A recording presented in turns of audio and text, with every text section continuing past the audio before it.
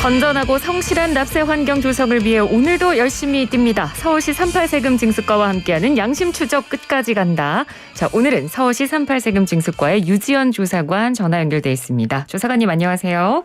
네, 안녕하세요. 서울시청 38세금 징수과 유지연 조사관입니다.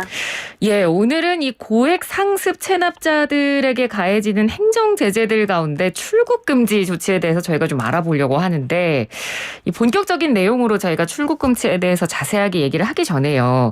이 고액 체납자들이 받게 되는 행정 제재들, 조치들이 어떤 것들이 있습니까? 네, 고액 상습 체납자들에게는 지방세 징수법에 따라 출국 금지, 신용정보 제공, 고액 체납자 명단 공개 등의 행정 제재들이 가해집니다. 네. 네, 각 조항들에 따라 제재 기준이 되는 체납액과 상황이 다른데요. 간단하게 말씀드리면 출국 금지의 경우 출국 금지 요청일로부터 최근 1년간 체납된 지방세가 3천만 원 이상인 상태에서 국외 출입 횟수가 3회 이상이거나 체류 일수가 6개월 이상인 경우 대상이 되고요.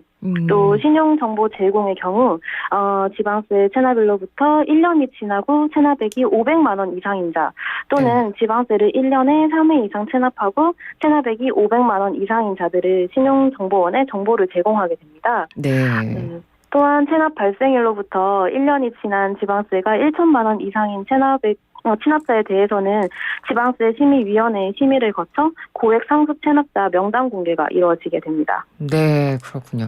그럼 이 언급해 주신 제재들 중에 출국 금지가 가장 강력한 제재라고 봐도 될까요? 그건 각자 체납자 분들이 처한 상황이 달라서 어떤 제재가 가장 강력하다고 딱 말씀드리기는 좀 어려운데요. 네. 그래도 아무래도 재산을 좀 빼돌리고 호화 생활을 하는 비양심 고액 체납자에게는 출국 금지가 가장 강력한 행정 제재가 될 수도 있습니다. 그렇군요. 그러니까 뭐 해외 도피를 원했던 그런 고액 체납자들도 있을 수 있으니까요. 그런 분들에겐 출국 금지가 가장 강력한 제재가 될 수 있겠네요. 네네, 그렇습니다. 네. 근데 사실 저희가 출국 금지 조치 이런 건 뉴스에서 많이 보긴 했는데 정확히 이게 어떤 조치인지는 잘 모르겠거든요. 좀 설명을 해주신다면요. 네. 단어 그대로 국내에서 해외로의 여행 등의 출국이 금지가 되는 것입니다.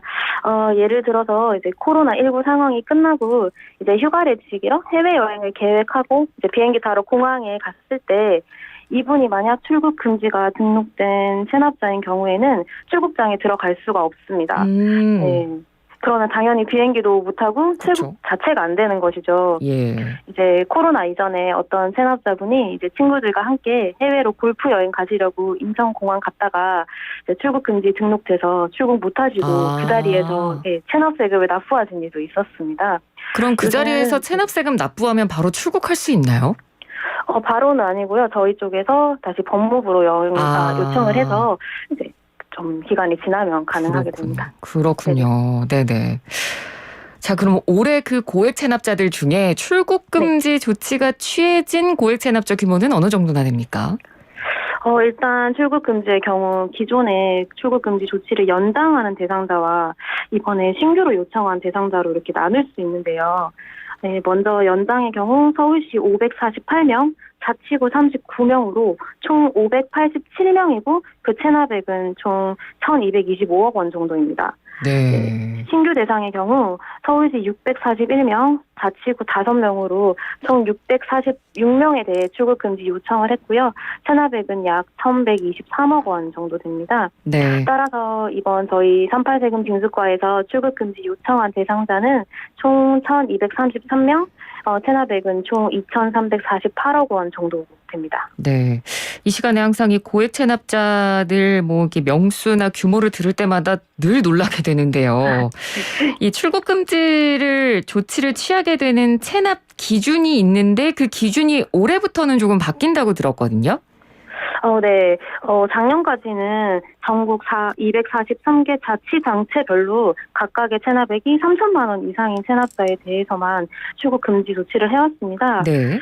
네. 하지만 올해부터는 지방세 관련 법령이 개정되어 서울시의 경우는 서울시와 자치구, 자치구와 자치구 간 체납세액을 합산하여 3천만 원 이상이 되면 저희 서울시가 출국금지 조치를 하게 되었습니다. 네. 예를 들면 만약에 A라는 사람이 체납액이 서울시 1천만 원, 강남구 1천만 원, 영등포구 1천만 원 이렇게 체납이 있으실 경우는 기존에는 자치구별 체납액이 3천만 원 이하이기 때문에 출국금지 요청 대상자가 아니었습니다. 아, 네네. 네, 하지만 올해부터는 세계 시구 체납액을 합산하면 3천만 원 이상이 되기 때문에 출국금지 대상자가 되게 되었습니다. 아, 그리고 또 그 출국금지 종료일자와 관련해서도 변한 부분이 있던데요. 이건 어떤 내용인가요?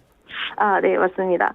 그동안에는 각 조사관별로 각각 본인 담당 체납자에 대해 출국금지 요청을 하고 있었습니다. 출국금지 기한이 보통 6개월 단위로 이루어지는데요. 네. 그러다 보니까 이제 체납자별 출국금지 시작과 종료 일자가 다른 경우가 좀 있어서 조사관님이 같이 연장 기한을 놓칠 수도 있고 그러면 이제 출국금지 기한에 공백이 발생해서 제재의 효과가 떨어질 우려가 좀 있었습니다. 아, 네. 하지만 이번에 저희 38 세금 징수과에서는 출국금지의 종료 일자를 통일하여 운영할 수 있게 제도 개선을 하여서 기간의 공백 없이 고액 체납자에 대해 효율적인 관리 및 제재가 가능해지게 되었습니다. 네. 그러니까 출국금지 기준도 좀 바뀌었고 출국금지 종료 일자도 통일이 되고 이렇게 어떻게 보면 이제 조치들이 좀 개선이 된 건데 이렇게 개선되면 어떤 효과를 저희는 그럼 기대를 할 수 있는 건가요? 이때까지는 이제 시와 자치구 간 합산 제재 같은 경우는 이제 그동안 각각 체납액이 분산되어서 법정 기준에 미달할 경우 제재가 불가능했던 그 규제 사각지대에 있던 체납자들도 출국금지 등의 행정 제재가 가능해졌고요. 또한 종료 기한을 통일함으로써 이제 자칫 있을 수 있는 기한의 구멍을 또 채울 수 있게 되었습니다. 네, 그렇군요. 알겠습니다. 오늘 말씀 잘 들었습니다. 고맙습니다. 네, 감사합니다. 네, 지금까지 서울시 38 세금 징수과 유지연 조사관이었습니다.